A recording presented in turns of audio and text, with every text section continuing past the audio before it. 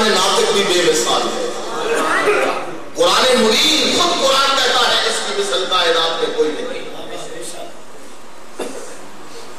اعلان فرما دیا, فرمایا اگر تمہیں شک ہے فاتو بسورۃ من مثلہ, پھر یوں کرو اس جیسی ایک صورت لے آؤ.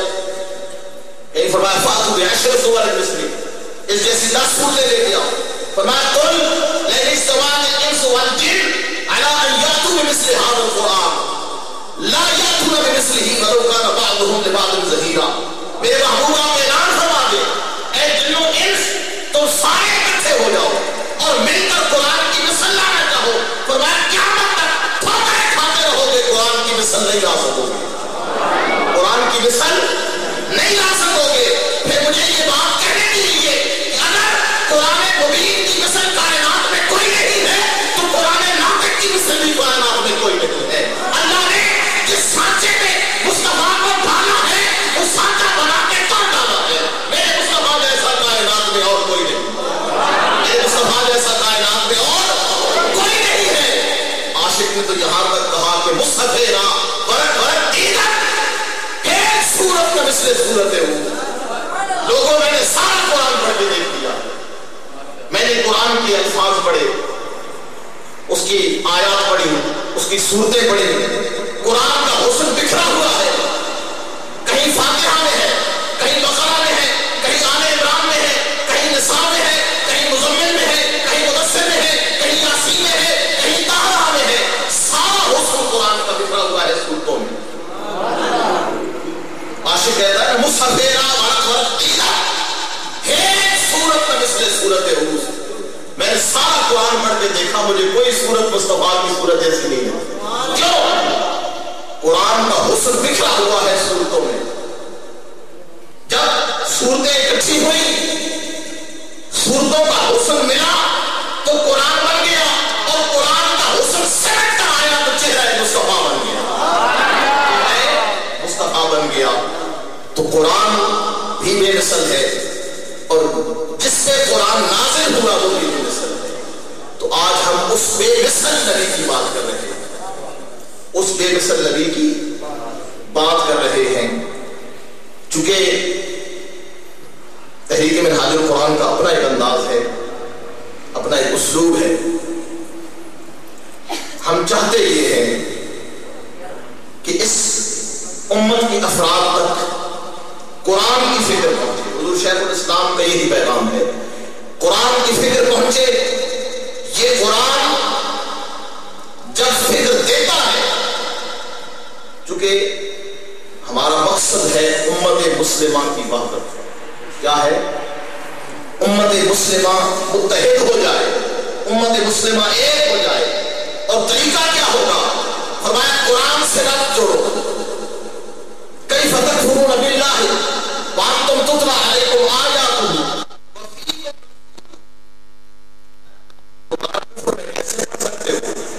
اس حال میں کہ تم پر اللہ کی آیتیں تلاوت ہوتی ہے, یعنی تمہارے پاس قرآن کی دولت موجود ہے. وفیکم رسولہ, اور تمہارے اندر اس کا رسول موجود ہے, تمہارے اندر اللہ کا رسول موجود ہے. ومن یعتصم باللہ فقد ہدی الی صراط مستقیم.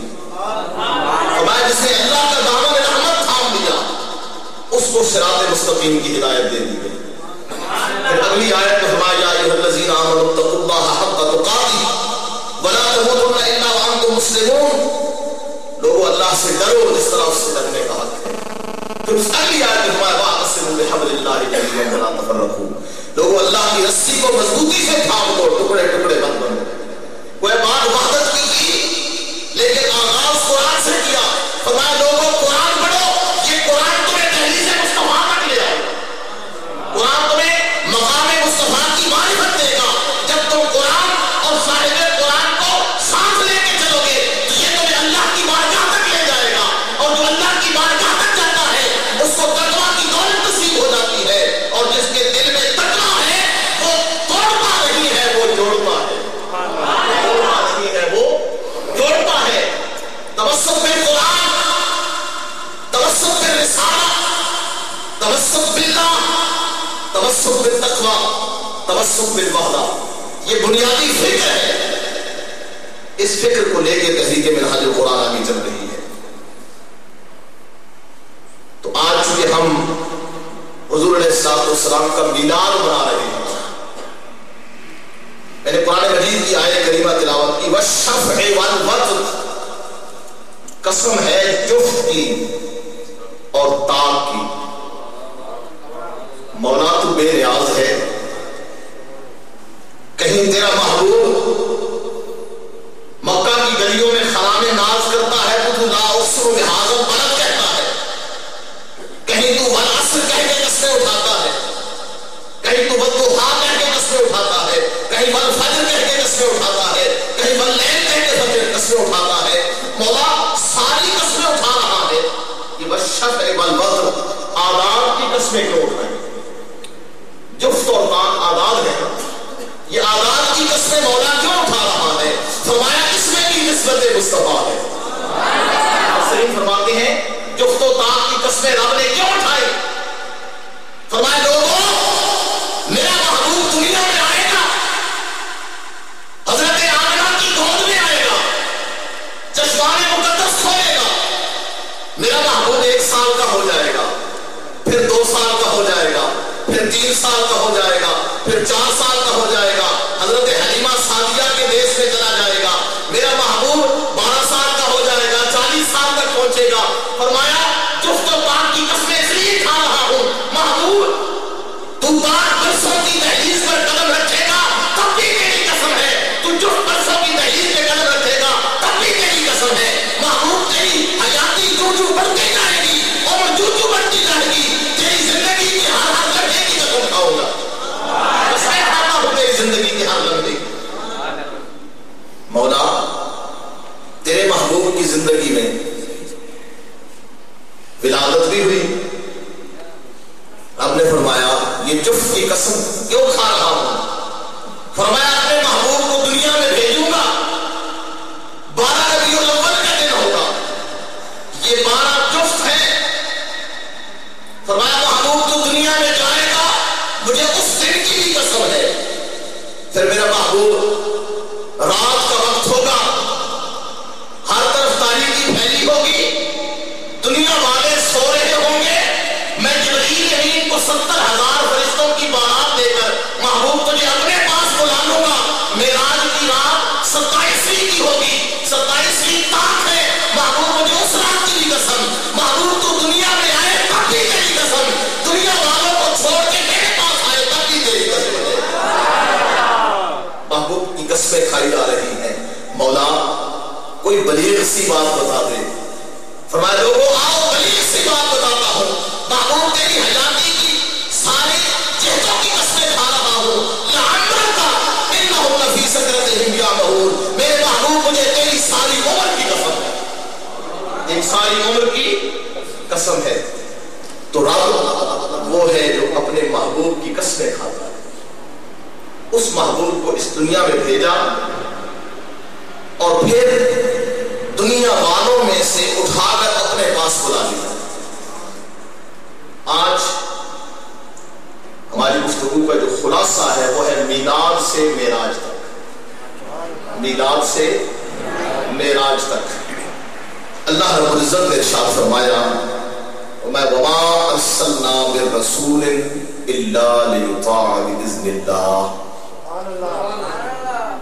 فرمایا ہم نے کوئی رسول نہیں بھیجا مگر اس لیے کہ اللہ کے حکم سے اس کی اطاعت کی جائے، اللہ کے حکم سے اس کی اطاعت کی جائے. یعنی ہر دور میں جو رسول بھی آیا وہ مطاع مطلق ہوتا ہے، فقط اسی کی اطاعت ہوتی ہے.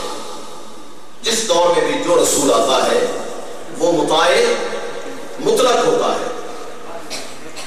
لیکن اب سوال یہ ہے کہ جس کی اطاعت کی جائے، اب تقاضا یہ ہے کہ اس دور میں اس جیسا کوئی نہ ہو، اس دور میں اس جیسا کوئی نہ ہو. ظاہر ہے لوگ اعتراض کر سکتے ہیں کہ ہم اس کا حکم کیوں مانیں، اس کی بات کیوں مانیں، فلاں چیز میں ہم اوپر ہیں یہ ہم سے کم ہے، فلاں بات پہ ہم آگے ہیں تو مطاع مطلق وہی ہوتا ہے جو اس دور کا باکمال ہو۔ جس طرح انسانیت مستقل ارتقاء پذیر رہی ہے، ارتقائی مراحل طے کرتی رہی، اسی طرح نبوت میں بھی ارتقاء ہوتا رہا۔ جو جو زمانہ بدلتا رہا، سیدنا سلیمان علیہ السلام کا زمانہ آ گیا۔ سیدنا سلیمان علیہ السلام کا زمانہ شاہانہ تمکرت کا دور تھا، بڑے بڑے بادشاہ ہوئے، پوری دنیا پر حکومت کرنے والے بادشاہ تھے۔ اب ضرورت اس امر کی تھی کہ تو سلیمان علیہ السلام کو ایسا کمال دیا جاتا جو اس دور کے باکمالوں کے پاس نہ ہوتا۔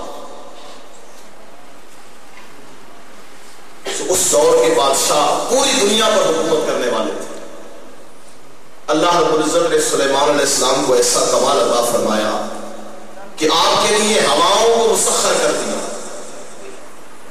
چاہتے تو سواری زمین پر چلتی، چاہتے تو تخت ہواؤں میں اڑتا۔ اب سلیمان علیہ السلام کو چونکہ اللہ کے پیغمبر ہیں، اس دور میں سیدنا سلیمان علیہ السلام کے دربار میں ایک شخص بیٹھا، آپ نے اعلان کیا، یا ایھا الملأ ایکم یأتینی بعرشھا قبل ان یأتونی مسلمین، اے میرے دربار میں بیٹھنے والوں، کیا تم میں کوئی ایسا شخص ہے جو ملک سبا کی ملکہ بلقیس کے یہاں آ کر اطاعت قبول کرنے سے پہلے اس کا تخت لے آئے؟ بعض روایات میں ہے 300 میل کی مسافت ہے، بعض میں لکھا 900 میل کی مسافت ہے۔ تخت پڑا ہے ملکہ بلقیس کا، اور سیدنا سلیمان علیہ السلام اعلان فرما رہے ہیں کوئی ہے ایسا بندہ؟ ملکہ بلقیس ملک سبا سے چل پڑی ہے، وہ یہاں آ کر اطاعت